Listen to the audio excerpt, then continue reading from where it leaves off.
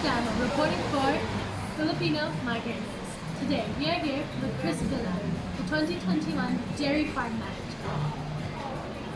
What is your occupation in the Philippines and why did you decide to work in the dairy industry here? Basically, I was a licensed veterinarian back home, and when I first finished uni, I worked for a multinational company as a sort of farm consultant and a area manager of a big firm, which is concentrated mostly on swine and poultry. And then, yeah, after a year and a half working there, I decided to come here just to visit my sister and my brother-in-law, basically their whole family, who was then started dairy farming. So, and yeah, and they asked me why not try it. So, and it's basically related to my profession anyway. So yeah, that's where it all started about 13 years ago.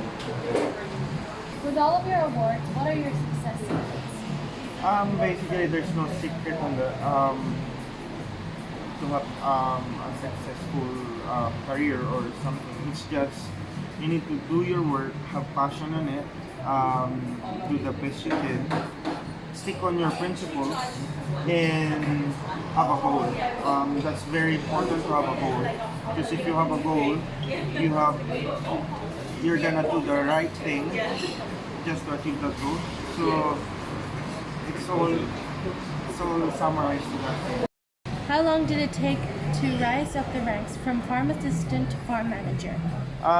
Basically, it took me about 6 years. Yeah, I went to 3 different farms before I got the opportunity to manage a farm. So it was very hard for a migrant like me, even though I have probably the CV to back it up, but to penetrate and to have a management role back then. So yeah, it took me 6 years, and then another about 6 years to give me the courage to enter the industry awards.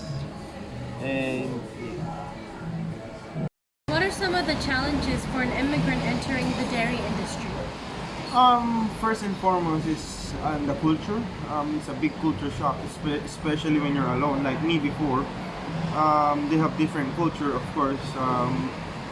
And second, it's the isolation. Basically, you're in a farm and you're being isolated and stuff. And third is the thing they call the Kiwi way of farming, because Kiwis or New Zealand has a different way of farming compared to other countries, and it's very, like, even me as a trained vet,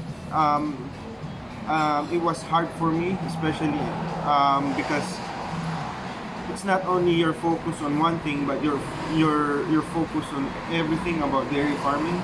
You can be a vet, you can be a plumber, a carpenter, and all sorts of things. So yeah, and penetrating it, first is because of course Kiwis always have a big thing on recommendations, and when you're starting, of course, you don't have the right network. Even me, I've been like dairy farming for about 13 years.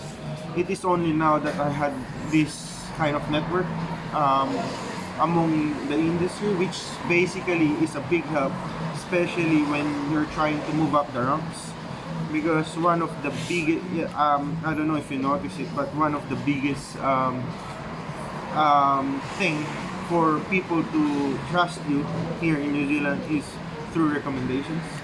So yeah, that's really one of the biggest factor. It's just networking. Thank you, Christopher, for your time, and congratulations again on your award.